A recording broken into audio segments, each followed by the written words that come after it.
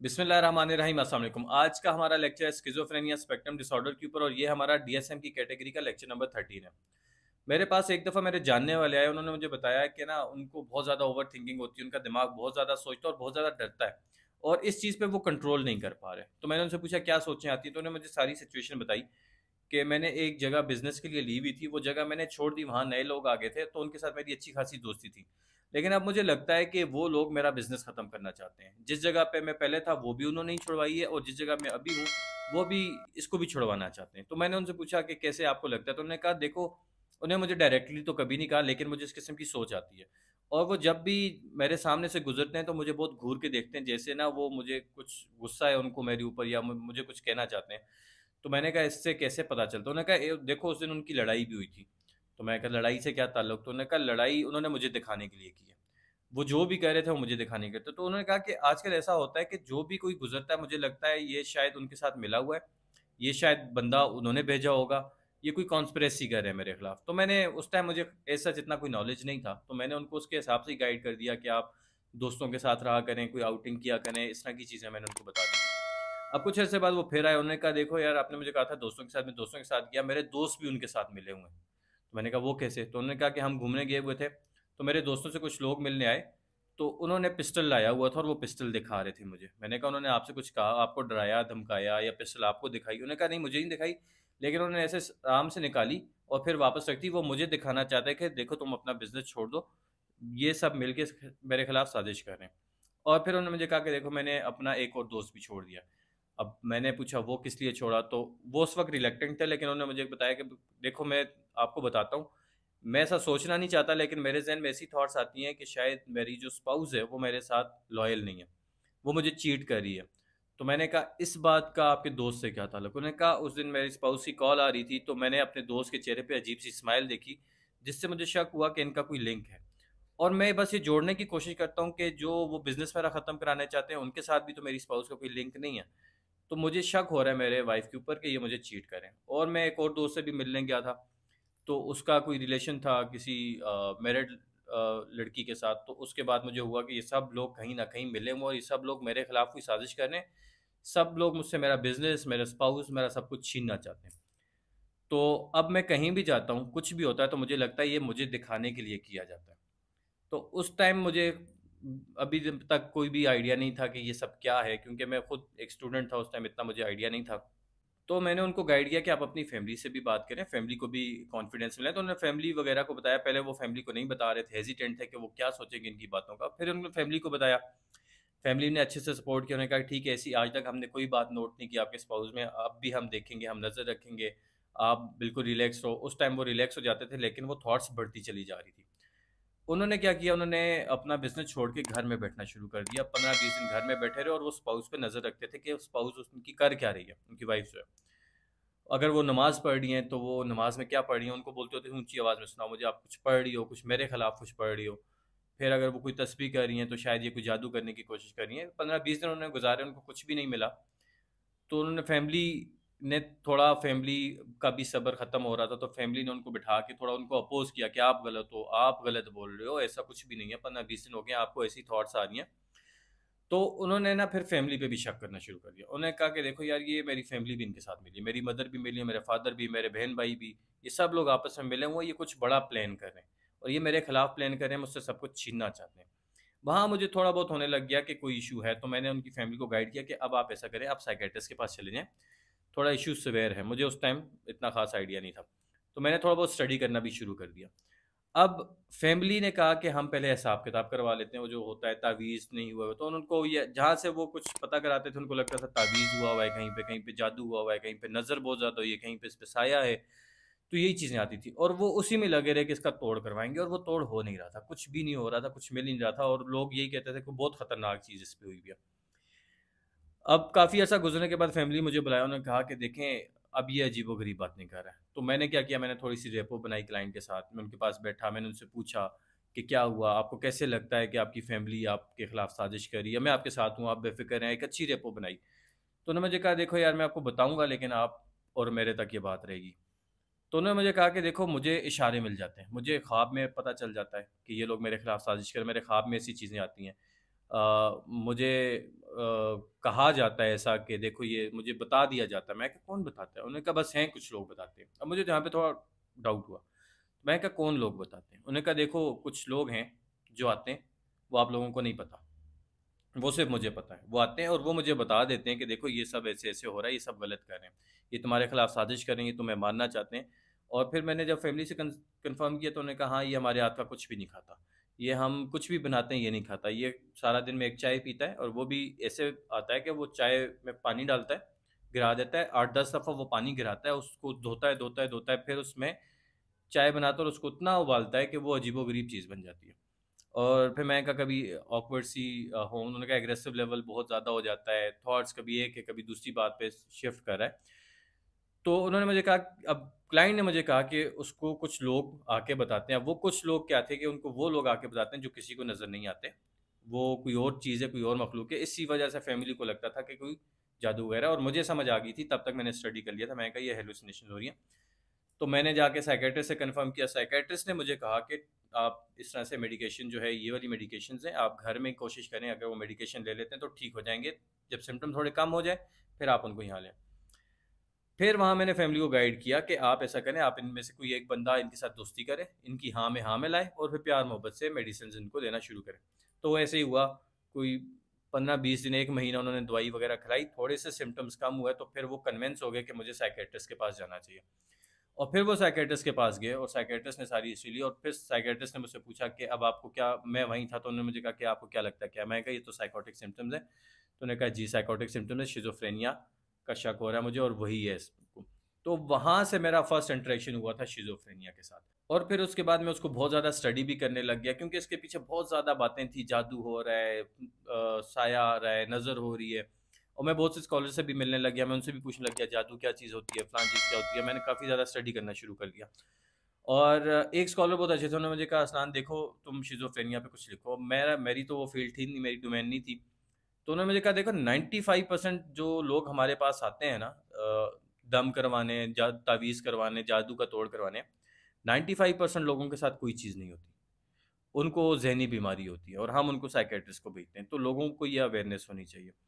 तो यहाँ से मुझे सही आइडिया हुआ कि स्किज़ोफ्रेनिया असल में कौन-सा डिसऑर्डर है। और उसके बाद बहुत सी फैमिलीज़ को मैंने इस हवाले से गाइड किया कि जब भी इस किस्म के सिम्पटम्स मैं देखता था, और उनको मैं प्रॉपर ना बड़ी डिटेल में समझाता था कि आप ये देख रहे हैं, आप ये देख रहे हैं, ये देख रहे हैं। वो कहते हैं हम तो ये सब देख रहे हैं और हम तो इसका जादू का तोड़ करवा रहे हैं। तो फिर मैं उनको गाइड करता हूँ, देखें ऐसे नहीं है, आप इनको साइकियाट्रिस्ट के पास लेके जाएँ, इनकी मेडिकेशन कराएँ और उसके बाद इनकी काउंसलिंग करवाएँ, प्रॉपर साइकोथेरेपीज़ करवाएँ, जिससे इनकी में बेहतरी आएगी। तो आज के लेक्चर में हम समझेंगे कि स्किज़ोफ्रेनिया कैसे आपको पता चलेगा कि इंसान को स्किज़ोफ्रेनिया है, ठीक है? इसके रीज़न्स क्या हैं, इसमें कौन-कौन से डिसऑर्डर्स हैं और इसका ट्रीटमेंट कैसे होता है। एक ओवरव्यू लेंगे सारी चीज़ों का। अब अगर आप DSM-5 TR के अंदर शिज़ोफ्रेनिया स्पेक्ट्रम डिसऑर्डर को देखें तो उसके अंदर बहुत सारे सब डिसऑर्डर्स हैं, जिनको हम अलग-अलग लेक्चर में डिटेल में पढ़ेंगे। जैसे पहले डेल्यूजनल डिसऑर्डर है, जिसमें हम हर डेल्यूजन को समझेंगे एग्ज़ाम्पल्स के साथ और अगले लेक्चर में उसको स्टडी करेंगे। इसके अलावा शिज़ोअफ़ेक्टिव डिसऑर्डर है, ब्रीफ साइकोटिक डिसऑर्डर है, शिज़ोफ्रेनिफॉर्म डिसऑर्डर है, शिज़ोफ्रेनिया डिसऑर्डर है, सब्सटेंस मेडिकेशन इंड्यूस्ड डिसऑर्डर और कैटाटोनिया डिसऑर्डर है। इन सब को हम डिटेल में आगे जाके लेक्चर्स में स्टडी करेंगे। अब हम बात करते हैं ऐसे कौन से सिम्पटम्स हैं जो अगर आप किसी इंसान में देखें तो आपने फ़ौरन जाके उसको शिज़ोफ्रेनिया स्पेक्ट्रम डिसऑर्डर की कैटेगरी में देखना है और आपने देखना है इसको कौन-सा डिसऑर्डर है, ठीक है? अब इन सिम्पटम्स में अगर आप बात करें तो अगर सबसे पहला ये कि अगर किसी इंसान को डिल्यूजन्स होती हों। डिल्यूजन्स क्या होती हैं? डिल्यूजन्स होती हैं ऐसी बातों पे वो यकीन करना शुरू कर दे या वो ऐसी यकीन पाल ले अपने ज़हन में जिनका हकीकत से कोई ताल्लुक ना हो। जैसे अगर कोई इंसान कहे कि उसका पार्टनर जो है उसको चीट कर रहा है, वो उसके साथ लॉयल नहीं है, उसकी वाइफ़ उसके साथ लॉयल नहीं है और इस बात का उसके पास कोई प्रूफ़ ना हो। वो बस ऐसे कड़ियाँ बनाता रहे, लिंक्स बनाता रहे, उसने ऐसा किया था, उसने ऐसा किया था, तो देखो ये लिंक बन रहा है, वो लिंक बन रहा है। वो लिंक्स तो बनाता रहे लेकिन वो लिंक कहीं जाके टूट जाएँ आपके पास और आप कहें कि आप उसको सबूत भी दें, आप उसको प्रूफ़ भी दें, लेकिन वो आपकी बात को ना मानता हो। वो आपको खुद भी कोई प्रूफ़ ना दे सकता हो, वो कहे बस मुझे लगता है, मुझे होता है, ठीक है? ज़्यादातर ये होता है लोगों को कि वो अपने पार्टनर पे, अपनी वाइफ़ पे बगैर किसी रीज़न के, बगैर किसी प्रूफ़ के वो बहुत ज़्यादा शक करने लगते हैं और वो बहुत आगे तक चले जाते हैं और वो बहुत ज़्यादा चेन्स बनाना शुरू कर देते हैं। या किसी इंसान को लगता हो कि लोग उसके खिलाफ साजिश कर रहे हैं, उससे कुछ छीनना चाहते हैं, उसके पास कुछ है जो उससे वो छीनना चाहते हैं और इस बात की भी उसके पास कोई प्रूफ़ ना हो, प्रूफ़्स के बगैर, ठीक है? मैंने आपको कहा ना कि ऐसी चीज़ों पे यकीन जो हकीकत में ना होती हों। आपको प्रूफ ही ना मिल रहा हो कि लोग इसके खिलाफ कॉन्स्पिरेसी करें। इसके अलावा ऐसा हो सकता है कि एक इंसान समझता हो कि वो उसके पास कोई बहुत ख़ास टैलेंट है, वो कोई बहुत ख़ास डिस्कवरी करने वाला है, या उसने कोई डिस्कवरी कर ली हुई है, या वो कोई इन्वेंशन करने वाला है। इसके अलावा वो ये कह सकता है कि देखो, लोग मुझे मेरी जासूसी करें, लोग मुझे स्पाई करें। जैसे मैं एक वैसे इंटरेक्शन हो गया, एक बच्चा था 9th-10th क्लास का, वो मुझे आके बोले कि वो आईएसआई का एजेंट है। मतलब ऐसे लोग ये भी कह सकते हैं वो किसी खास मिशन के ऊपर हैं, किसी खास काम के ऊपर हैं। और वो ये कहता होता था कि मेरे इर्द-गिर्द गाड़ियाँ आती हैं, वो मुझे स्पाई करती हैं, मुझे देखती हैं, मैं उनके नोटिस में आया हुआ हूँ। ठीक है? वो इस किस्म की आपको बातें कर रहे होते हैं। या ऐसा क्लाइंट कोई आपको ऐसी डिलीजन दे के जैसे कोई बहुत ख़ास पर्सनैलिटी जो है वो इसके साथ राब्ते में है, ठीक है? या उसके वो जो शख्स है, वो जो पर्सनैलिटी है वो उससे प्यार करती है, ठीक है? तो इस किस्म की बातें भी हो सकती हैं, या इस किस्म की भी बातें हो सकती हैं कि किसी ने ना कोई मेरे ब्रेन में थॉट्स डाल रहा है, ठीक है? ये मेरा ब्रेन नहीं है, ये किसी और ने मेरे ब्रेन में कोई चीज़, कोई चिप इंस्टॉल कर दी है, या कोई जानबूझ के मेरे ज़हन में सोचें डाल रहा है, मैं खुद नहीं सोचता इन चीज़ों को, मेरे ज़हन में कोई डालता है ये चीज़ें। ठीक है? अब उस इन बात का कोई प्रूफ़ ना हो उसके पास, तो डिलूजन्स वो चीज़ें आती हैं कि डिलूजन्स अगर आप किसी में भी देखेंगे, तो आपको फ़ौरन से कन्फर्म हो जाना चाहिए कि डिलूजन्स जो हैं, वो शिज़ोफ्रेनिया स्पेक्ट्रम डिसऑर्डर के अंदर आती हैं और डिलूजनल डिसऑर्डर की कैटेगरी में आती हैं। ये पूरा डिसऑर्डर है जो हम आगे लेक्चर में जाके पढ़ेंगे। सेकंड नंबर पे कौन-सा सिम्पटम आप देखेंगे? सेकंड नंबर पे आता है हैलुसिनेशंस। हैलुसिनेशंस कहते हैं कि ऐसी चीज़ें देखना जो हकीकत में नहीं है। जैसे अब लोग कहते हैं कि जिन देख लिया, चुड़ैल देख ली, या कोई इस किस्म की चीज़ें, या ऐसी आवाज़ें सुनना जो और किसी को सुनाई नहीं देती। ऐसी चीज़ें जो किसी को दिखाई नहीं देती, ऐसी चीज़ें जो और किसी को सुनाई नहीं देती, और तीसरी चीज़ ऐसी चीज़ें महसूस करना जो और कोई महसूस नहीं कर सकता। ठीक है? इन तीनों को हम समझते हैं। सबसे पहले ये 3 तरह की हैं। ऑडिटरी, ऑडिटरी में क्या होता है, आपका क्लाइंट कहता है कि मुझे कुछ आवाज़ें सुनाई देती हैं। जैसे मैंने आपको एक एग्ज़ाम्पल भी दी। मेरे पास एक और क्लाइंट आया था, वो स्ट्रेस के लिए आया था, लेकिन बाद में पता चला उसको तो हेलुसिनेशंस हो रही हैं, ऑडिटरी। अब उसको क्या आवाज़ें आती थी, और ये हेलुसिनेशंस जो होती हैं ना, उसके अपनी लाइफ के साथ जुड़ी हुई होती हैं कहीं।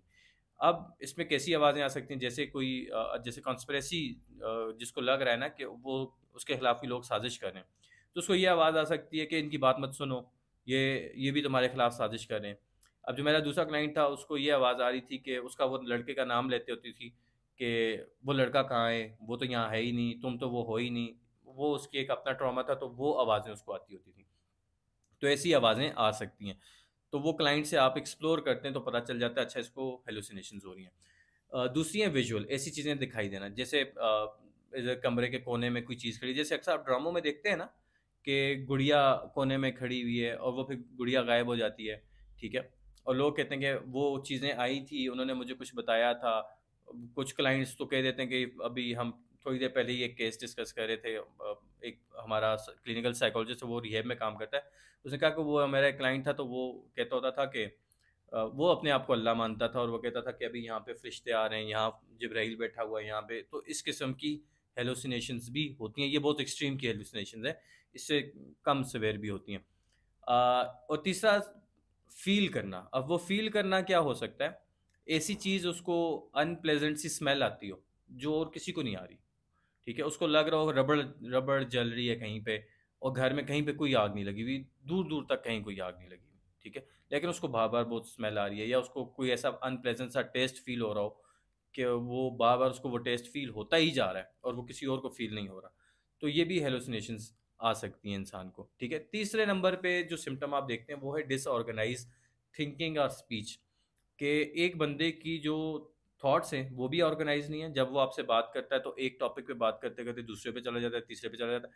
इसके अलावा डिसऑर्गेनाइज बिहेवियर एक सिम्टम है। अगर आप किसी में देखें कि एक बंदा जो है वो अजीब सा बिहेव कर रहा है, अनप्रिडिक्टेबल है, बड़ा स्ट्रेंथ सा बिहेव कर रहा है, जैसे बहुत गर्मी है तो गर्मी में बहुत ज़्यादा स्वेटर्स पहन के आ गया, ठीक है? बहुत सर्दी है तो उसने कुछ भी नहीं पहना हुआ, ठीक है? या इसमें कुछ मूवमेंट्स भी हैं, बिहेवियरल मूवमेंट्स हैं, मोटर मूवमेंट्स हैं, कैटाटोनिया में जैसे आती हैं। एक बंदा अगर वो एक जगह से रुक गया है, तो वो रुका है, वो घंटों-घंटों रुका हुआ है, ठीक है? वो उधर से हिल ही नहीं रहा। एक बंदा अगर खामोश हो गया, तो वो बिल्कुल चुप, बातें सब लोग उसके इर्द-गिर्द बातें कर रहे, चुप हो गया। अब वो चुप हो गया तो घंटों-घंटों चुप ही है, ठीक है? अगर कोई ऑकवर्ड मूवमेंट कर रहा है, अगर उसने हाथ ऐसे ऊपर कर दिया हवा में, तो घंटों-घंटों ऊपर ही है, वो नीचे नहीं आ रहा। ठीक है? तो इस किस्म की बिहेवियर मूवमेंट्स, बॉडी मूवमेंट्स भी अगर आ रही हैं, तो भी आप देखेंगे इसको स्किज़ोफ्रेनिया स्पेक्ट्रम डिसऑर्डर के अंदर। इसके अलावा 5वें नंबर पे इम्पेयरमेंट आती है। इम्पेयरमेंट तो हर डिसऑर्डर में आती है कि एक बंदा, अब उसकी डेली लाइफ ख़राब हो जाए, उसको अपनी हाइजीन ना रख रहा हो, ठीक है, सोशल इंटरेक्शन बिल्कुल ख़त्म कर दे, आइसोलेट हो जाए, बिल्कुल अकेला हो जाए, बातें करना छोड़ दे, लोगों को अवॉइड करना शुरू कर दे, ठीक है, और बिल्कुल डाइट उसकी ख़राब हो जाए, खाना पीना छोड़ दे, तो वो भी आपने इस डिसऑर्डर के अंदर देखना है। लेकिन इम्पेयरमेंट एक सिम्टम नहीं है। इम्पेयरमेंट के साथ आपने ये बाकी ऊपर जो मैंने 4 सिम्टम्स बताए हैं वो अगर हैं, तो फिर आप इन डिसऑर्डर्स के अंदर देखेंगे। अभी तक हमने 4 चीज़ें देखी हैं। एक इंसान को डिल्यूजन्स हों, जो हम आगे लेक्चर्स में डिटेल में पढ़ेंगे। हेलुसिनेशंस भी हम अगले लेक्चर्स में डिटेल में पढ़ेंगे और इनकी एग्जांपल्स भी समझेंगे। डिसऑर्गेनाइज्ड थिंकिंग भी हो, स्पीच भी हो और डिसऑर्गेनाइज्ड बिहेवियर भी हो। अगर ये 4 चीज़ें आपको नज़र आती हैं तो आप इसको स्किज़ोफ्रेनिया स्पेक्ट्रम डिसऑर्डर के अंदर देखेंगे। अब इसके कॉजेज़ क्या हैं? ये इंसान को क्यों हो जाता है? देखिए, इसकी कोई एक कॉज़ तो नहीं होती, मुख्तलिफ कॉजेज़ हो सकती हैं। जेनेटिक होता है ये, मोस्टली जेनेटिक हो जाता है कि फैमिली में पहले किसी को हुआ था तो वो अगली फैमिली में भी किसी को हो सकता है। फिर उसके बाद ट्रिगर हो जाता है, अगर लाइफ़स्टाइल इंसान का ठीक नहीं, स्ट्रेसफुल एनवायरनमेंट है, ट्रॉमास है लाइफ में, तो ट्रिगर हो जाते हैं, वो जीन्स आपके ट्रिगर हो जाते हैं। दूसरे नंबर पे इस पे आ जाता है कि कोई ब्रेन डैमेज हो गया। अगर ब्रेन के स्ट्रक्चर में कोई डिफरेंस आ गया, चोट आ गई है, उसके बाद डिफरेंस आ गया, या ब्रेन के केमिकल्स डिस्टर्ब हो गए बहुत ज़्यादा, तो भी शिज़ोफ्रेनिया होने के चांसेस बढ़ जाते हैं। और इसके अलावा आप देखते हैं कि अगर एक इंसान बहुत ज़्यादा स्ट्रेस में रह रहा है, ट्रॉमा में रह रहा है और उसको रिजॉल्व नहीं कर रहा ठीक से, उसके इर्द गिर्द लोग ऐसे नहीं हैं जो उसको रिजॉल्व करा रहे हों ठीक से, तो चांसेस होते हैं कि वो आगे जाके स्किज़ोफ्रेनिया में कन्वर्ट हो जाए। इसके अलावा एक जो रीज़न है वो बहुत ज़्यादा भी हो सकता है, वो है ड्रग्स का यूज़, चर्स पीना, आइस का नशा करना, ठीक है? इसके अलावा शराब बहुत ज़्यादा पी लेना। मतलब इस किस्म की चीज़ों का इस्तेमाल जब बिल्कुल इनएप्रोप्रिएट वे में होना शुरू हो जाता है, तो बहुत ज़्यादा चांसेस होते हैं कि इंसान को शिज़ोफ्रेनिया या बाकी साइकोटिक डिसऑर्डर्स में से कुछ डिसऑर्डर्स होते हैं। इसका ट्रीटमेंट अगर आप समझना चाहेंगे ना, तो ट्रीटमेंट आप किसी एक चीज़ से नहीं करते, आप इसके लिए होलिस्टिक अप्रोच यूज़ करते हैं, ठीक है? जब भी आप देखेंगे किसी को शिज़ोफ्रेनिया है, तो सबसे पहले उसको किसी साइकियाट्रिस्ट की तरफ रेफ़र करना बहुत ज़रूरी है। एक अच्छा साइकियाट्रिस्ट देख लें, उसके पास ले जाएँ, मेडिकेशन देखें, मेडिकेशन दें उसको, उसके सिम्पटम्स को कम करें। जो इंटेंसिटी डिल्यूजन्स की है, हैलुसिनेशंस की है, या डिसऑर्गेनाइज्ड थिंकिंग और स्पीच की है, या बिहेवियर की है, उसको कम होना चाहिए। जब वो कम होना शुरू हो जाए तो फिर आप फैमिली काउंसलिंग करते हैं। फैमिली का एक माइंडसेट बनाते हैं कि आपने इसको सपोर्ट कैसे, एक उसका सपोर्ट सिस्टम बनाते हैं कि उसका जाने के, वापस शिज़ोफ्रेनिया में जाने के चांसेस कम हो जाएँ। ठीक है? कम जितना आप कर सकते हैं। तो सपोर्ट सिस्टम बनाना दूसरे नंबर पे प्रायोरिटी होनी चाहिए। काउंसलिंग तीसरे नंबर पे, थेरेपी, साइकोथेरेपी तीसरे नंबर पे आ जाती है। वो साइकोथेरेपी ज़ाहिर है फैमिली काउंसलिंग में भी है, बट आपकी जो उसकी one on one counselling sessions हैं वो तीसरे नंबर पे आ जाते हैं कि फिर आप उसकी साइकोथेरेपी करते हैं, उसको लाइफ में दोबारा लेकर आते हैं, और फिर चौथे नंबर पे उसके लाइफस्टाइल चेंज करते हैं। लाइफस्टाइल में उसको स्किल्स सीखनी है, उसको अपनी लाइफ को बेहतर बनाना है, लाइफ में आगे बढ़ना है, ट्रॉमा से बाहर निकलना है, वो सब आप उसके लाइफस्टाइल चेंजेस में करते हैं। ये होलिस्टिक अप्रोच अपनाना इसलिए ज़रूरी है ना, क्योंकि इसकी कोई भी एक एग्जैक्ट क्योर नहीं है। इसका कोई ऐसी मेडिकेशन जो इसको ठीक कर ले और उसके बाद दोबारा शिज़ोफ्रेनिया ना हो, ऐसा कुछ भी नहीं है। एक आध मेडिकेशन एक शिज़ोफ्रेनिया के क्लाइंट को थ्रू आउट द लाइफ लग जाती है, जैसे कोई बीपी की गोली खानी होती है, तो वैसे उनकी ये भी हो जाती है। बाज़ औक़ात क्लाइंट्स 1-2 साल में जब सिम्पटम्स कम हो जाते हैं तो वो दवाई छोड़ देते हैं, जो उनको फिर 1-2 साल बाद वापस सिम्पटम्स आ जाते हैं। एग्ज़ैक्ट क्योर तो नहीं है, लेकिन जब एक क्लाइंट के लिए ये होलिस्टिक अप्रोच अपनाई जाती है, सारे एरियाज़ को ठीक किया जाता है, तो बहुत से क्लाइंट्स अपनी लाइफ़ को फुल पोटेंशियल पे, फुल उस तरह से एन्जॉय कर सकते हैं जैसे एक नॉर्मल इंसान करता है। अदरवाइज़ इसका एग्जैक्ट क्योर नहीं है। ये था आज का लेक्चर। इस लेक्चर की बाकी की डिटेल्स और सब डिसऑर्डर्स आगे लेक्चर्स में आएँगे। वो लेक्चर्स भी आपने देखने हैं। इंशाअल्लाह आपसे नेक्स्ट लेक्चर में मुलाकात होगी। अपना फीडबैक ज़रूर दीजिएगा। मिलते हैं अगले लेक्चर में, तब तक अल्लाह हाफ़िज़।